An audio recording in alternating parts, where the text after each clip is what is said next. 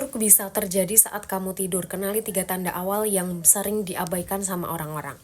Nah, teman-teman semuanya, stroke itu bisa datang tiba-tiba ketika lagi ngapain juga bisa. Termasuk Paman Ari itu waktu itu kena stroke itu pas dia mau berangkat kerja. Jadi nggak nyangka banget kan mau berangkat kerja kayak biasa, tapi itu tiba-tiba pingsan, ternyata terkena stroke. Nah, mungkin mungkin di dunia juga orang-orang juga itu banyak yang kena stroke, kayak dia yang lagi beraktivitas normal seperti biasa, ada yang dia itu lagi sering, misalkan dia lagi tidur itu bisa loh teman-teman kena stroke. Mungkin banyak yang kayak belum tahu kalau misalkan masa sih bangun-bangun nanti langsung kayak lumpuh sebadan atau kayak gimana itu sih. Nah, banyak orang yang nggak tahu kalau ternyata stroke iskemik dia itu bisa terjadi saat tidur, sleep stroke namanya.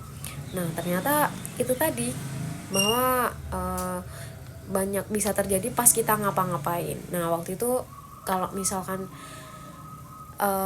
sleep stroke ini menurut aku kayak udah ngeri banget sih, karena kalau misalnya kita bangun-bangun itu nggak bisa menggerakkan seluruh badan atau ada yang beda, itu kan kayak gimana ya.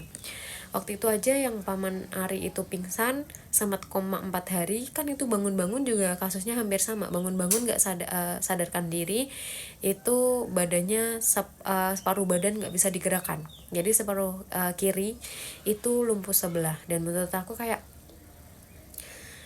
ngebayangin aja udah ngeri banget gitu. Dan waktu itu akhirnya sama dokter itu setelah dirawat di rumah sakit beberapa hari itu diperbolehkan dibawa pulang. Dan akhirnya di situ dibawa pulang ya, latihan jalan rutin, latihan menggerakkan otot-ototnya. Dan waktu itu si Paman Ari itu nyari info gimana caranya bisa lepas dari stroke ini lebih cepat. Dan waktu itu ketemu sama sebuah herbal, itu herbal Cina, karena direkomendasiin sama temennya sendiri yang udah nyobain. Dan akhirnya Paman Ari ikut nyobain. Di situ menurut aku kayak Masya Allah banget, karena Paman Ari itu bisa pelan-pelan mulai bangkit lagi. Jadi 1 minggu 2 minggu itu udah ada signifikan banget perbedaannya. Ini yang menurut aku kayak bikin kaget juga, karena waktu itu yang tadinya itu susah untuk ngapa-ngapain itu pelan-pelan bisa mulai berjalan, pelan-pelan bisa mulai berdiri lagi. Dan akhirnya diterusin 2 bulan kurang lebih konsumsi, itu kok signifikan banget udah bisa ngapa-ngapain sendiri.